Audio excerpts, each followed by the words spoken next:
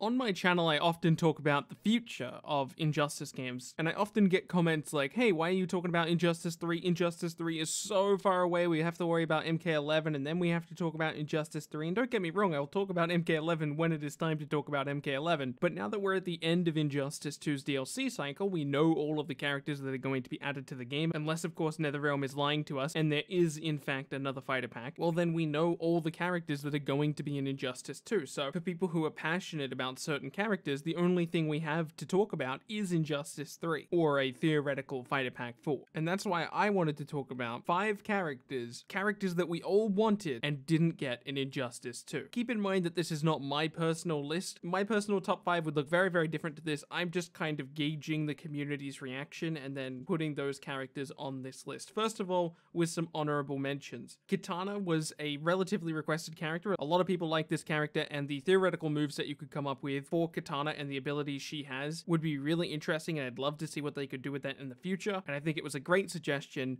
but obviously they didn't have time for it in Injustice 2. The next honorable mention is Vibe. Believe it or not, I thought I was the only Vibe fan out there, but after going back and looking at everybody's wishlist videos and looking in the comment section and going on Reddit and looking at other forums and seeing what people requested, there was actually quite a bit of Vibe love, but not enough to make it onto this list. And the next character was Captain Atom. There was actually a surprising amount of feedback for this character because he was actually really important in the Injustice 1 story. He didn't quite stop Superman, but he came pretty close, and he bought the team a lot of time in order for them to get the serum, which for people who don't remember is actually how they were even able to fight Superman at all in the Injustice comics. That and the character is just a relatively popular character. He's not a super popular character, but kind of like a cult favorite type thing. Alright, let's get on to the real list. Now this is going to go in order of requests, so the last character on this list will be the most requested, and the first character will be the least requested of these 5. So, starting off with Red Tornado. Personally, I don't see a huge connection to Red Tornado. I understand why you would want him in the game. He's an interesting character. He's a very unique character, especially for Injustice 2, right? We don't really have a character like Red Tornado, and all of his animations I'm sure would be gorgeous, and imagine his gear customization. Honestly, the only time I remember seeing Red Tornado for an extended period of time, I know he was in Supergirl, but the most I've actually seen of him was in the Young Justice series, I think. So honestly, I don't have much to add to this conversation other than that I would not be upset to see Red Tornado, and I'm sure he would have a very interesting moveset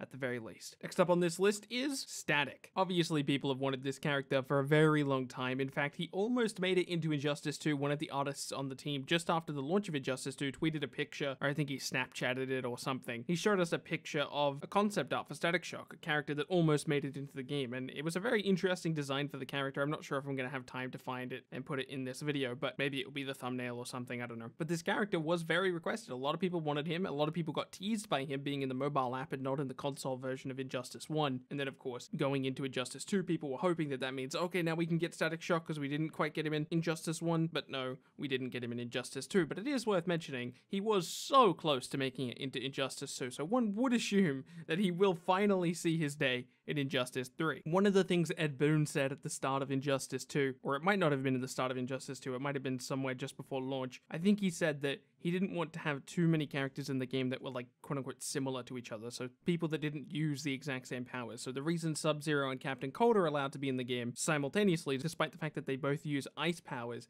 is that they use ice powers in very different ways. Raiden and Black Adam use lightning powers in incredibly different ways. However, to also have Static in the game on top of Raiden and on top of both Raiden and Black Adam, I think that's probably what he was referring to. It looks like what Injustice 2 wants to do, or not Injustice 2, but NetherRealm wants to do with Injustice titles is not repeat a Mortal Kombat guest character. We probably won't get Raiden in Injustice 3. I think that's a fairly easy prediction. So that opens up the room for Static. Next up is Plastic Man, a character that I'm actually pretty surprised didn't show up in the main roster because like this list suggests, he was an incredibly requested character, and for good reason. The potential of this character could be amazing. He's a comedic character, which is already a plus thing. I think you always want to have comedic characters in games like this. You could take his moveset in an incredibly unique direction, and imagine those animations. A lot of potential there. Again, I'm quite surprised they didn't end up going with that character. Here's hoping he makes his way onto the Injustice 3 roster. Next up is one that would show up in my personal top 5, and that's Constantine. I love Constantine, and I'm so disappointed he didn't show up in Injustice 2. That's not to say that I don't like the characters that showed up in Injustice 2. I just wish he managed to find his way onto that roster because the potential of Constantine's moveset on its own, I think, warrants his appearance, but also he's a certain type of comedic character that we don't really have in Injustice 2 outside of a character like Hellboy. Hellboy kind of fits that role of Constantine in the sense that they're both very snarky, sarcastic, arrogant characters, but it's still a bit of a shame to not see Constantine in that slot. That being said, I'm super happy with how Hellboy turned out, and I don't think I would trade him away because I'm sure there's a ton of people who would be very upset about that. The final character, the most requested character that we did not see in Injustice 2, and that's Beast Boy. People love Beast Boy, and it's such a shame he didn't manage to make it onto the main roster, or even the DLC roster, because it would have been awesome for all those people out there who would have loved to have seen the character. I know it's hard, because when we look at videos like this, we want to be upset that all of these characters didn't show up in the game, but think about all the amazing characters that were highly requested that did make it onto the Injustice 2 roster. Think about Gorilla Grodd, think about Blue Beetle, think about Poison Ivy, think about Robin, think about Black Canary, Dr. Fate, Firestorm, Captain Cold, Scarecrow, Red Hood, Starfire, Black Manta, Adam, even Hellboy. I mean, Hellboy was recommended at some point, even though it's not a character you would immediately expect to show up in Injustice 2 because he's a guest character. Even Sub-Zero was a requested character. For anybody who has this delusion that NetherRealm didn't listen to the fans with Injustice 2, I mean, you're just objectively wrong. I mean, Swamp Thing made it into the game. The game is jam-packed with fan-favorite characters.